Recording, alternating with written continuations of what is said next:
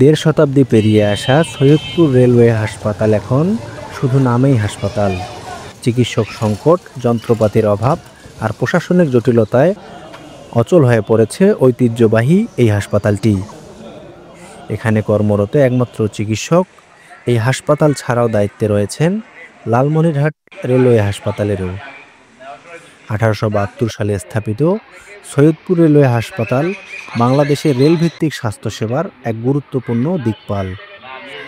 দীর্ঘ 150 বছরের পথ চলায় রেলকর্মী সহ স্থানীয় জনগণের জন্য ছিল নির্ভরযোগ্য চিকিৎসার কেন্দ্র। কিন্তু সময়ের সঙ্গে সঙ্গে সে গৌরব যেন মুছে যেতে বসেছে। বর্তমানে হাসপাতালটির কার্যক্রম সীমিত হয়ে পড়েছে। চিকিৎসক আছেন মাত্র একজন। এমার্জেন্সি ডাক্তার থাকে না। ডাক্তার যদিও এখানে 10 জন আছে, নিয়োগ আছে, একজন ডাক্তার থাকে। একজন ডাক্তার উনি দেখাশোনা করে। যদি আমাদের প্রতিটা রোগ ক্ষেত্রে ডাক্তার থাকতো তাহলে আমরা সেবাটা বেশি পাইতাম।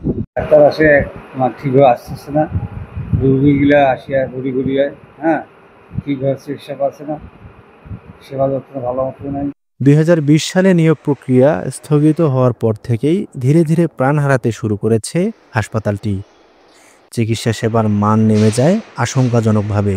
ডাক্তার নেই, নার্স নেই, তারপরে চেক আপের জন্য যে মেশিন যন্ত্রপাতি সেগুলো নেই, মূলত নেই। কিন্তু আগে এটা খুব বেশি ছিল। অ্যাম্বুলেন্স নেই, যেটা আগে বেশি ছিল, এখন সেটা নেই। এবং খুব নাজুক অবস্থা। এবং একটা কিছু ছোটোখাটো কোনো একটা রোগী আসলেও এখান থেকে রংপুর রেফার করে, তারা কোনো ড্রাইভার নিতে চায় না। আমরা সেবা তো পাই না। অনেক লোক হাসপাতাল আসতে চায় না। কেন চায় না? চিকিৎসার সেবা নাই, সবাই বাইরে চলে যায়। কেন? এখানে আসলে ওই 2-1টা ট্যাবলেট পাবে, আর ডাক্তার নাই। আগে যে পরীক্ষা নিরীক্ষা হইতো, সব কিছু হইতো, অপারেশন হইতো, তারপর না আমাদের এক্সরে, যত কিছু আছে সব হইতো, এখন কিচ্ছু হয় না। সারা বাংলাদেশে বিভিন্ন ডিপার্টমেন্ট আছে, তাদের হাসপাতালগুলো অনেক উন্নত। সেই ক্ষেত্রে আমাদের রেলওয়ে হাসপাতালগুলো খুবই জনাজীর্ণ অবস্থা। কোনো ট্রিটমেন্টের কোনো ভালো ধরনের কোনো ব্যবস্থা বলা নাই। এখানে যদি বড় ধরনের কোনো দুর্ঘটনা হয় তাহলে পাবলিক হাসপাতাল ছাড়া রেফার করা ছাড়া কোনো উপায় থাকে না। হাসপাতালটির দায়িত্বপ্রাপ্ত চিকিৎসক জানান, সৈয়দপুর ও লালমনিরহাট দুটি রেলওয়ে হাসপাতালের চিকিৎসা ও প্রশাসনিক দায়িত্ব তাকেই পালন করতে হচ্ছে। পর্যাপ্ত জনবল না থাকায় সেবার মান নিশ্চিত করা যাচ্ছে না বলে জানান এই চিকিৎসক। বেশিরভাগই আমরা জনবল সংকটে একটু ভুগতেছি। এর মধ্যে আমাদের হাসপাতালের প্রথম যে সার্ভিসটা, প্রধান যে সার্ভিস, চিকিৎসক যে সার্ভিসটা দেয়, সেখানে আমাদের সংকট। যেমন আমাদের সৈয়দপুর এখানে 7 জন চিকিৎসকের পদ, সেখানে আমাদের একজন চিকিৎসক মাত্র কর্মরত আছে এবং উনি সহকারী সার্জন আবার বিভাগীয় চিকিৎসকের মধ্যে দায়িত্বে আছে। এবং এর পাশাপাশি উনি আমাদের বাংলাদেশ রেলের পশ্চিমবঙ্গের আরেকটি ডিভিশন, লালমনিরহাট ডিভিশনের দায়িত্ব আছে।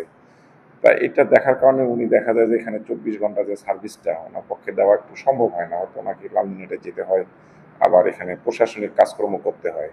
তা এটা আমরা এখন বর্তমানে একটা বড় সমস্যা ভুগতেছি। তবে এত সব হতাশার মধ্যেও রয়েছে আশার আলো।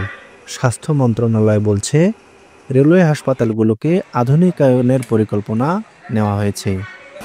এতে সেবা পাবে রেলকর্মী ছাড়াও সাধারণ জনগণ। রেলওয়ের 10টি হাসপাতাল আছে সারা দেশে।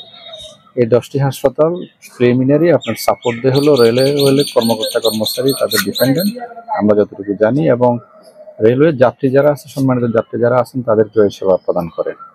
এতে দেখা যাচ্ছে যে বেড সংখ্যা যা আছে তার তুলনায় রোগীর সংখ্যা অনেক কম। এটির একটি কারণ হতে পারে ওনাদের সেই পরিমাণ ইনফ্রাস্ট্রাকচার থাকলেও সেখানে হিউম্যান রিসোর্সের ঘাটতি আছে, আদার লজিস্টিক্সের ঘাটতি আছে, মেডিসিনের ঘাটতি থাকতে পারে। এই সমস্ত কারণে। আর সবচেয়ে বড় বিষয় হলো এটি এখনো সাধারণ যাত্রীদের জন্য, সাধারণ মানুষের জন্য উন্মুক্ত না। তা আপনারা জেনে খুশি হবেন যে আমাদের মাননীয় রেলওয়ে উপদেষ্টা মহোদয় এবং আমাদের মাননীয় স্বাস্থ্য উপদেষ্টা মহোদয়, ওনারা দুজনে ওইখান থেকে আগ্রহে একটি MOU স্বাক্ষরিত হয় দুটি মন্ত্রণালয়ের মধ্যে, এবং একটি নীতিমালাও আমরা প্রায় চূড়ান্ত করি যে কি প্রক্রিয়ায় আমাদের এই 10টি রেলওয়ে হাসপাতালকে আপনার জনগণের জন্য উন্মুক্ত করে দেওয়া সহ রেলওয়ে কর্মকর্তা কর্মচারী সহ তাদের জন্য সেবাটা সম্প্রসারণ করা যায়। চিকিৎসা সেবায় 1.5 শতকের ইতিহাস নিয়ে দাঁড়িয়ে থাকা সৈয়দপুর রেলওয়ে হাসপাতালটির হারানো গৌরব ফেরাতে সংশ্লিষ্ট কর্তৃপক্ষ কার্যকরী পদক্ষেপ গ্রহণ করবে, এমনটাই প্রত্যাশা স্থানীয়দের। রাশেদুল ইসলাম, আপেল, সারাবাংলা.net, নীলফামারী।